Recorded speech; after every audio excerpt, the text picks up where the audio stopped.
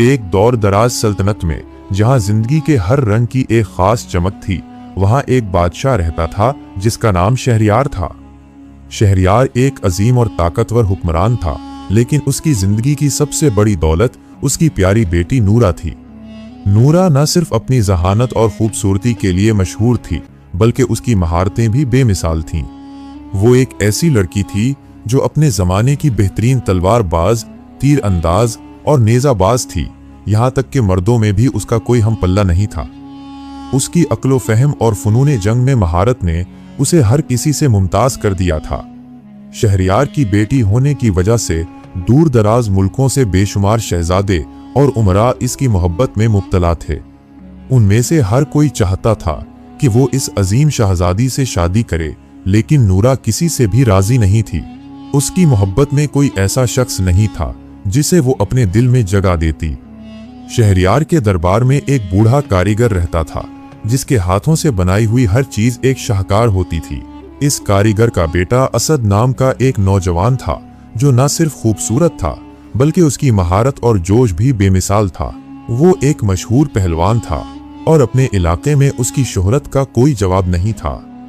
اسد کی زندگی کا مقصد صرف اپنے والد کی مہارتیں سیکھنا تھا تاکہ وہ بھی اپنے والد کی طرح عظمت کی بلندیوں تک پہنچے، لیکن اس کے دل میں ایک اور جذبہ بھی تھا۔ وہ نورا کے بارے میں سوچتے ہوئے راتوں کو جاگتا رہتا تھا۔ وہ دل سے چاہتا تھا کہ نورا اس کی زندگی کا حصہ بنے، مگر یہ خواب اس کے لیے محض خواب ہی رہ گیا تھا۔ ایک دن نورا نے بوڑھے کاریگر سے درخواست کی کہ وہ اس کے لیے ایک خاص کمان بنائے۔ کاریگر نے فوراً اس کام کو شروع کیا اور چند دنوں میں ایک شاندار کمان تیار کر دی۔ اسد بھی اپنی تخلیقی صلاحیتوں کو آزمانا چاہتا تھا، اس لیے اس نے بھی ایک کمان بنائی۔ جب اسد نے اپنی بنائی ہوئی کمان اپنے والد کو دکھائی تو وہ دیکھ کر دنگ رہ گیا۔ اس کی بنائی ہوئی کمان نہ صرف خوبصورت تھی بلکہ بہت ہی طاقتور بھی تھی۔ اس کی کمان میں ایک خاص بات یہ تھی کہ اس پر ایک شیر کا نقشہ کھودا گیا تھا جو اس کے جذبات کی عکاسی کرتا تھا۔ کمان کے اس تخلیقی کام کے بعد اسد نے وہ کمان نورا کو تحفے میں دی۔ نورا کو وہ کمان اتنی پسند آئی کہ اس نے اسد کو شاندار انعامات سے نوازا۔ ایک دن بادشاہ شہریار نے نورا کی کمان پر شیر کے نقشے کو دیکھا اور اس کا دل غصے سے بھر گیا۔ اس کا خیال تھا کہ اس کمان پر شیر کا نقشہ اس کی بیٹی کے لیے ایک محبت کا پیغام ہے اور وہ اس بات کو برداشت نہیں کر سکتا تھا۔ اس نے فوراً اسد کو دربار میں طلب کیا اور غصے میں کہا، تم نے میری بیٹی کے لیے یہ کیا کیا؟ اسد نے جواب دیا کہ وہ صرف اپنے دل کی بات بیان کر رہا تھا اور نورا کی عظمت کا احترام کرتا ہے۔ لیکن بادشاہ نے اس کا جواب نہ سنا اور حکم دیا کہ اسد کو شہر سے نکال دیا جائے۔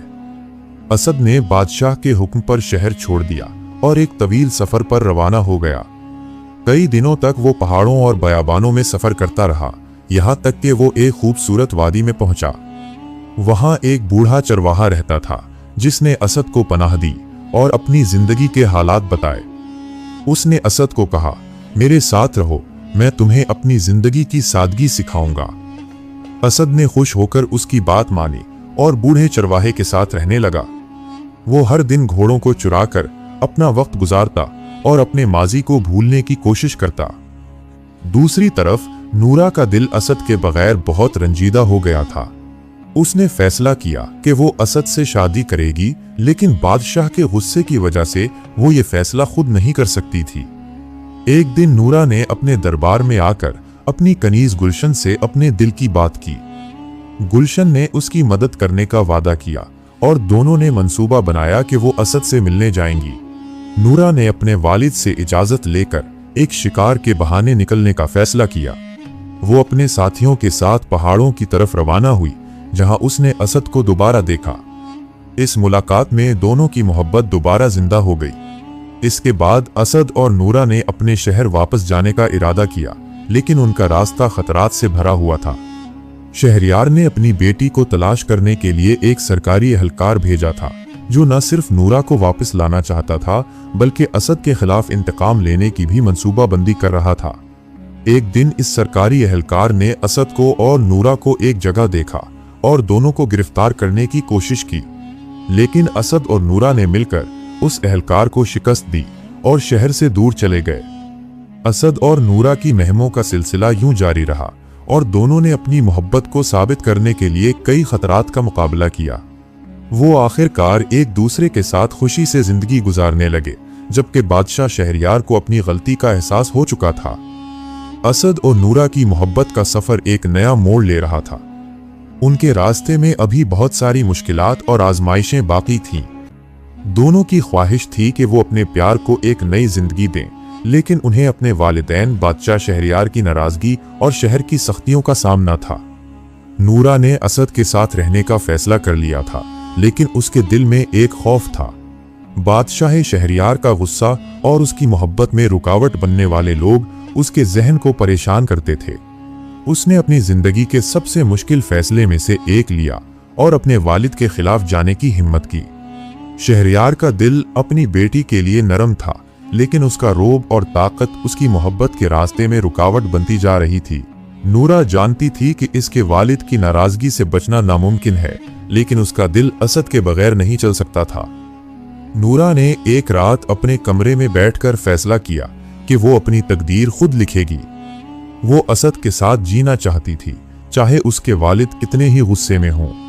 उसने असद को पैगाम भेजा कि वो शहर वापस आएं और उसके साथ मिलकर एक नया जिंदगी का आगाज करें। असद को नूरा का पैगाम मिला और उसने फौरन शहर वापस आकर उससे मिलने का फैसला किया।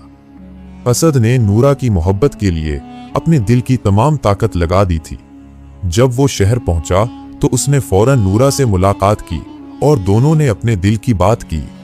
असद ने नूरा से कहा, हमें अपने रास्ते खुद चुनने होंगे, चाहे दुनिया कुछ भी कहे। दूसरी तरफ बादशाह शहरयार को ये बात फौरन मालूम हो गई कि उसकी बेटी और असद दोबारा मिल चुके हैं। बादशाह का गुस्सा उरूज पर पहुंच गया। वो अपने दरबार में आया और गुस्से में असद को फौरन दरबार में तलब किया। तुमने मेरी बेटी को मेरे हुक्म के बावजूद क्यों छीना? शहरयार ने गुस्से में आकर कहा। असद ने जुर्रत दिखाते हुए जवाब दिया, शहरयार साहब, मैं नूरा से मोहब्बत करता हूं और उसे अपनी जिंदगी का हिस्सा मानता हूं। मैं किसी की इजाजत का मोहताज नहीं हूं। बादशाह ने असद के अल्फाज पर गुस्से से कहा, अगर तुमने मेरी बेटी को छोड़कर शहर से निकल जाने की जुर्रत की तो तुम्हारी सजा तुम्हें भुगतनी होगी। बादशाह शहरयार ने असद और नूरा को शहर से निकालने की तदाबीर करना शुरू कर दें। उसके हुक्म पर शहर के दरवाजे बंद कर दिए गए और हर तरफ सिक्योरिटी बढ़ा दी गई। असद और नूरा को पकड़ने के लिए शहर के तमाम एहलकारों को भेजा गया, लेकिन असद और नूरा एक नया रास्ता तलाश कर चुके थे। वो अपने ख्वाबों की तकमील के लिए एक नया इनकलाब चाहते थे और इसीलिए उन्होंने सरकारी एहलकारों से बचने के लिए पहाड़ों की तरफ सफर शुरू कर दिया। इस सफर में उनके साथ कुछ वफादार दोस्त भी थे जो हर हाल में उनके साथ थे। असद और नूरा के लिए ये एक नया आगाज था। उनकी मोहब्बत और इज्जत का सफर मुख्तलिफ था, क्योंकि उन्होंने अपनी तकदीर खुद लिखी थी। वो पहाड़ों में एक छोटे से गांव में पहुंचे, जहां लोगों ने उनका खैर मुक़दम किया। वहां के लोग उनकी बहादुरी और मोहब्बत को जान चुके थे और उनकी इज्जत करने लगे। असद और नूरा ने वहां एक नया जिंदगी का आगाज किया। असद ने अपने फन को मजीद निखारा और नूरा ने अपने तलवारबाजी के फन को लोगों के सामने पेश किया। दोनों ने गांव के लोगों के साथ मिलकर अपने ख्वाबों को हकीकत का रंग दिया। उनके दरमियान मोहब्बत और एतमाद का रिश्ता मजीद मजबूत होता गया। इस दौरान बादशाह शहरयार ने अपने अमल पर नजर सानी की। वो जानता था कि नूरा उसके लिए सबसे ज्यादा अजीज है और वो अब तक अपनी मोहब्बत के रास्ते में रुकावट बनकर उसे बेवकूफ बनाता आ रहा था। उसके दिल में एक नरम गोशा था और उसने फैसला किया कि वो नूरा को वापस लाने के बजाय उसके ख्वाबों के साथ चलने की इजाजत देगा। एक दिन बादशाह ने अपनी बेटी से मुलाकात की और कहा, नूरा, मैंने तुम्हारी मोहब्बत और तुम्हारे फैसले को समझा है। अब मैं तुम्हें आज़ादी देता हूँ कि तुम जिसके साथ रहना चाहो, तुम्हारी तकदीर तुम्हारी है। ये सुनकर नूरा की आंखों में खुशी के आंसू आ गए। उसने अपने वालिद का शुक्रिया अदा किया और असद के साथ मिलकर एक नई जिंदगी का आगाज किया।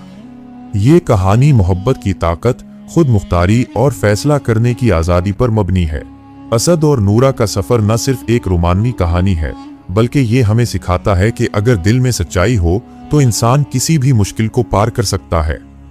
ان کی محبت کا یہ داستان ہمیشہ کے لیے زندہ رہے گی۔